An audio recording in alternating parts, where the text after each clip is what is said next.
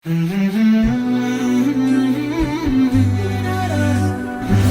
أكبر الله أكبر الله أكبر الله أكبر أشهد أن لا إله إلا الله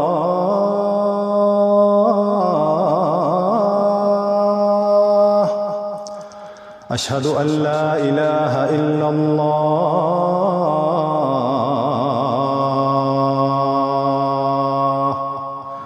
أشهد أن محمدًا رسول الله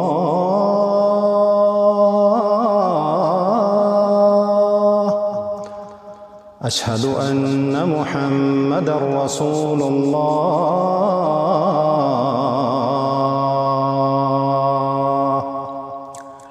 حي على الصلاة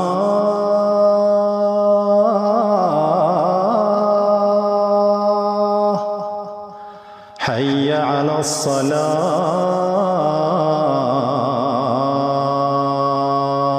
الصلاة حي على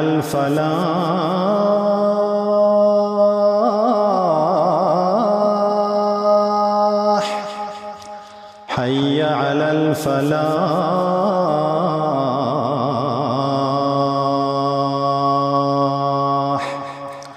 الله أكبر الله أكبر لا إله إلا الله.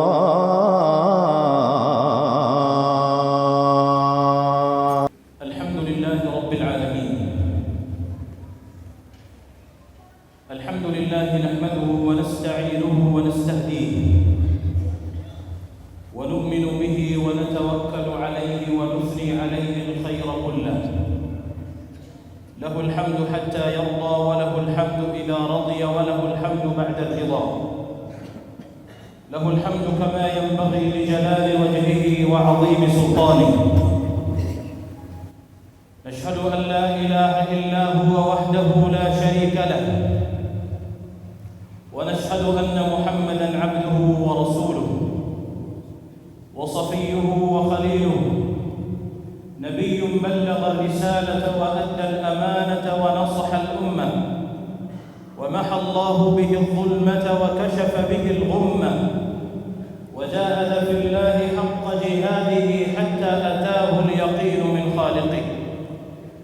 فاح العبير إذا ذكرت محمدًا، والنور أشرق والظلام تبددا. صلى عليك الله يا نبع الهدى، ما طار طير في السماء وغردا. اللهم صل على نبينا محمد وعلى آل نبينا محمد، كما صليت على إبراهيم وعلى آل إبراهيم، وبارك على محمد وعلى آل محمد كما باركت على إبراهيم وعلى آل إبراهيم إنك حميد مجيد. أما بعد، فيا عباد الله، أوصيكم ونفسي أولا بتقوى الله تعالى وطاعته، واعلموا أن أفضل زادكم عند الله عز وجل وخير ما تسعدون به في دنياكم وأفضل ما تصلحون به حياتكم الدنيوية والأخروية تقواكم لربكم تعالى وتقدس وطاعتكم له. ولقد أمر الله سبحانه وتعالى بذلك في كثير من الآيات القرآنية، وحثنا عليها نبينا محمد صلى الله عليه وسلم في أحاديثه الكثيرة. يا أيها الذين آمنوا اتقوا الله حق تقاته ولا تموتن إلا وأنتم مسلمون.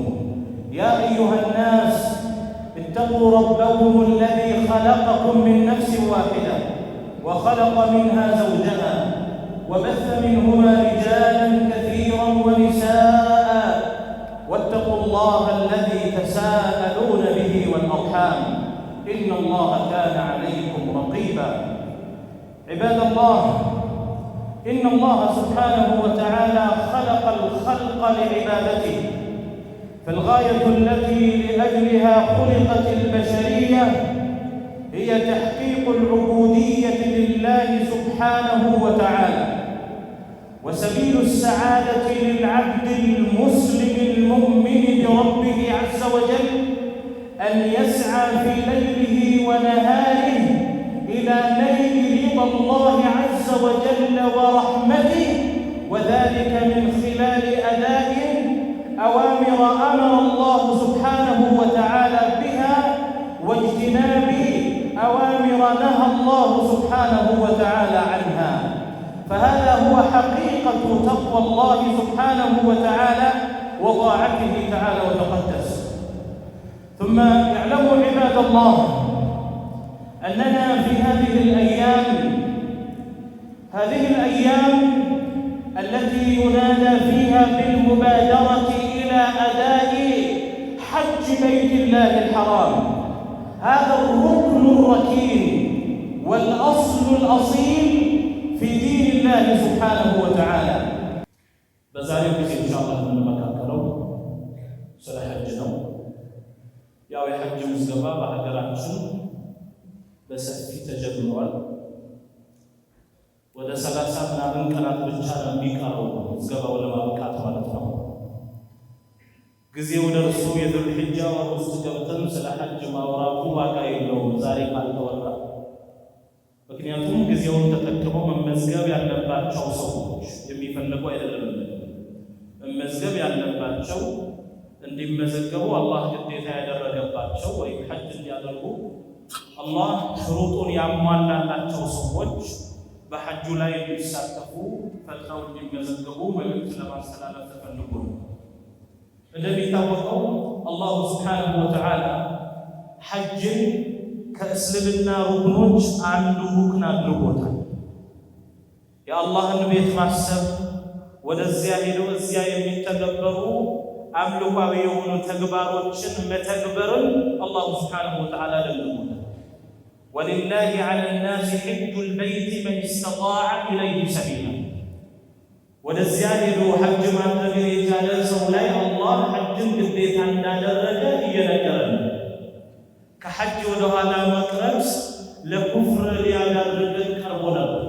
ወመን ከፈረ ፈኢነ አላህ ገኒዩን ዐኒል ዓለሚን። በዚህ የካደ ሰው ደግሞ አላሁ ስብሓነሁ ወተዓላ እሱ ብቻም ሳይሆን ከዓለማት ሁሉ በአጠቃላይ የተብቃቃ ነው ይላል። ሐጅ ግዴታ በመሆኑ ዑለማዎች ሁሉም በአጠቃላይ ተስማምተውበታል። ከእስልምና ማዕዘናት አንዱ መሆኑንም ተስማምተውበታል። የአንድ ሰው ወይም የአንድ ሙስሊም ኢማኑ የሚሟላው ሶላቱን ሰግዶ ባዕደ ሸሃደተይን ጾሙን ጾሞ ዘካውን ሰጥቶ ሐጁን ሲያደርግ ነው የሚሆናል። ይህንን ሐጅ ደግሞ ትልቅ ደረጃ እንዳለው ነቢዩ ሰለላሁ ዐለይሂ ወሰለም በብዙ ሐዲታቸው ተናግረዋል። አንድ ሰው ከወንጀል ነፃ መሆን ፈልጎ ከሆነ ሐጅን ማሰብ እንዳለበት ነቢዩ ዐለይሂ ሰላቱ ወሰላም ያመላክታል። የሰራውን ሙሉውን አላህ ሱብሓነሁ ወተዓላ እንደሚያፈርሰው ወይም እንደሚያብስለትም በሐዲታቸው ተናግረዋል። ደጋግመው በተለያየ ማዕና በተለያየ አገላለጽ ማለት ነው። መን ሐጀ ፈለም የርፉት ወለም የፍሱቅ ቃሉ ነቢዩ ሰለላሁ ዐለይሂ ወሰለም። ሐጅ ያደረገ ሰው ፈለም የርፉት እርኩስ የሆነን ተግባር ያልተገበረ ወይም ደግሞ ከግንኙነት ጋር ተያያዥነት ያለውን ማንኛውንም ነገር ሚነል ቀውሊ ወልፊዕሊ ከንግግርም ከተግባርም ሳይተገብር ሐጅ ያደረገ ወለም የፍሱቅ ጥፋትም ሳያጠፋ ማለት ነው። ከአላህ ትእዛዝ ሳይወጣ ሐጅን ለአላህ ብቻ አድርጎ የተመለሰ ሰው ረጀዐ ከየውመ ወለደቱሁ እናቱ እንደወለደችው ይመለሳል ብለው ነቢዩ ሰለላሁ ዐለይሂ ወሰለም ተናግረዋል። ይህንን ተዋባ ሰባት ከምናወጣው ወይም ደግሞ ከእኛ ከሚፈለገው ብር ጋር ስታነጻጽሩት ምን ይመስላል? ረጀዐ ከየውመ ወለደቱሁ እናቱ እንደወለደችው ይመለሳል ነፃ ሆኖ ማለት ነው። በዚህ ሐዲስ ላይ ተንተርሰው ነው ብዙ ዑለማዎች ምን አሉ? አንድ ሰው ለአላህ ብሎ ይህን የሚያደርገውን ሐጅ ለሱ ብቻ አድርጎ ነይቶ የሚያደርግ ከሆነ ትላልቅ ወንጀሎችም የሆኑ ትናንሽ ወንጀሎች ሙሉ በአጠቃላይ ከሱ ይታበሳል ብለዋል። ምናልባት የሰው ሐቅ ከሆነ እንጂ ማለት በአንድ ሐዲታቸው ነብዩ ሰለላሁ ዐለይሂ ወሰለም አንድ ዐምር ብን አልዓስ የሚባል ሰሐቢ ወደ እሳቸው ይመጣል። ሊሰልም የሚመጣው በዚያ ሰዓት አላሁ ዐዘ ወጀል እስልምናን በልቤ ውስጥ ባደረገበት ጊዜ ወደ አላህ መልእክተኛ ሙባያዓ ላደርጋቸው ከእሳቸው ጋር ስምምነት ልፈጽም መጣሁ ይላሉ። ነቢዩ ሰለላሁ ዐለይሂ ወሰለም ስምምነቱን ለማከናወን እጃቸውን ዘረጉ።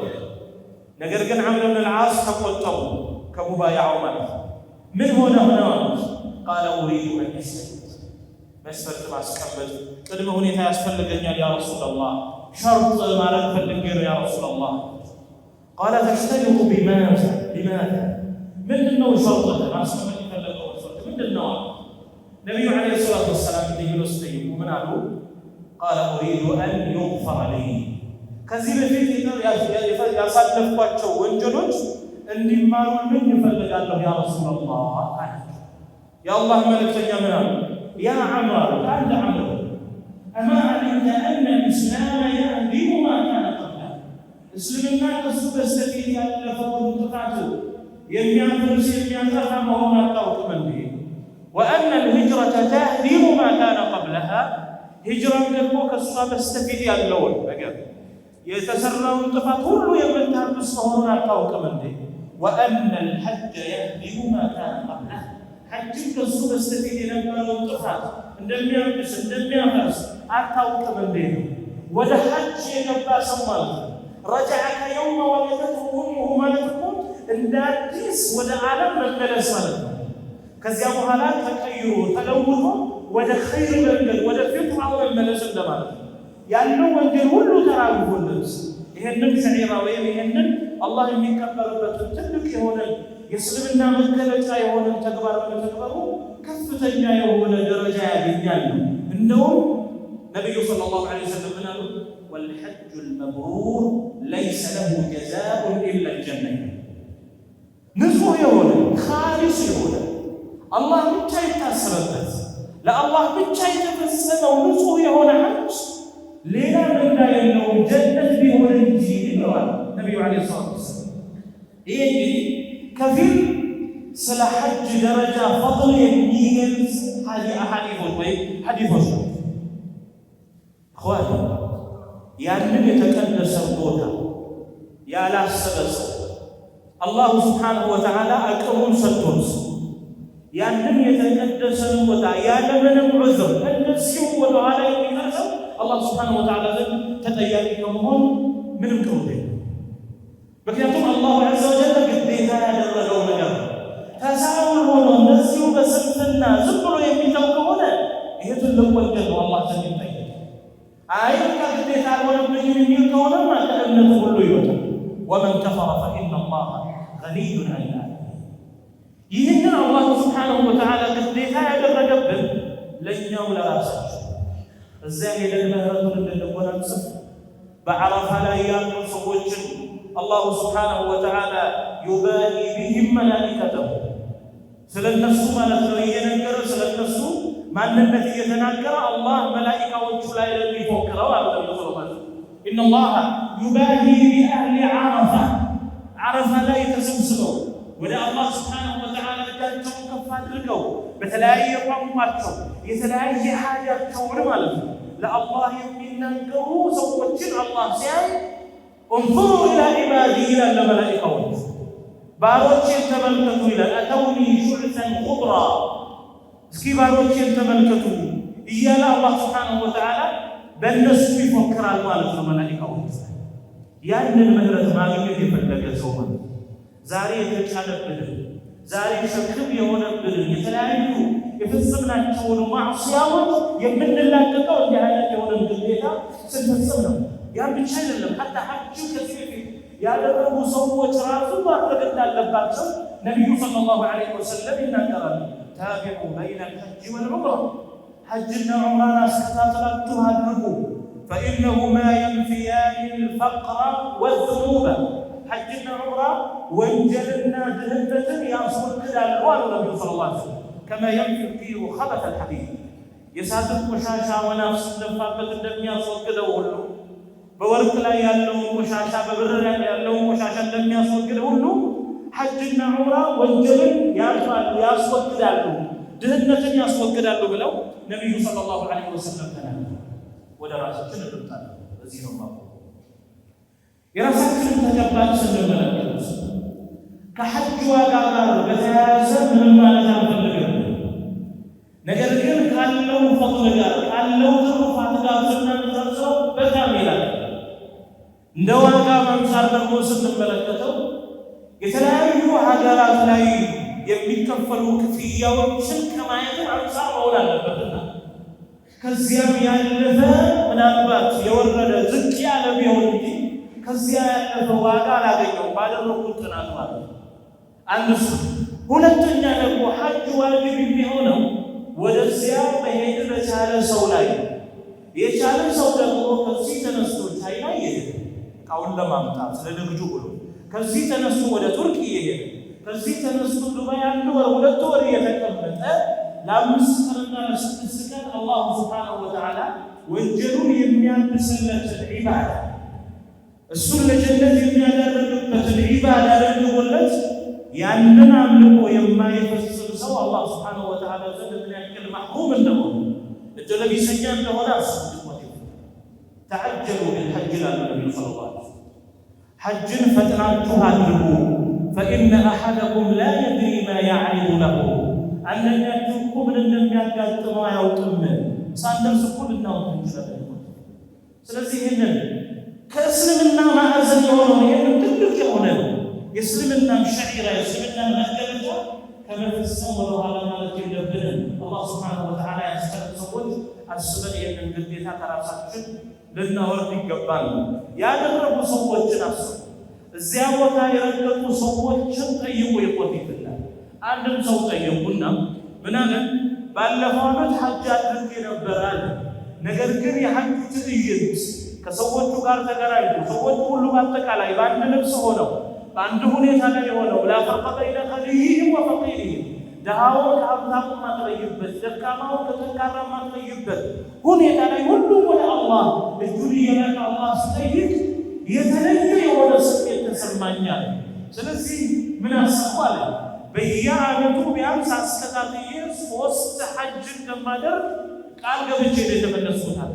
ያላወቁ ሰዎች ወዲ ፊላህ ወላሂ ሁናከ ሰዓዳ ደስታ እዛ ያለው የቀልብ መረጋጋት እዛ ያለው ሁሉ ችግር የሚለቀን ማለት ነው።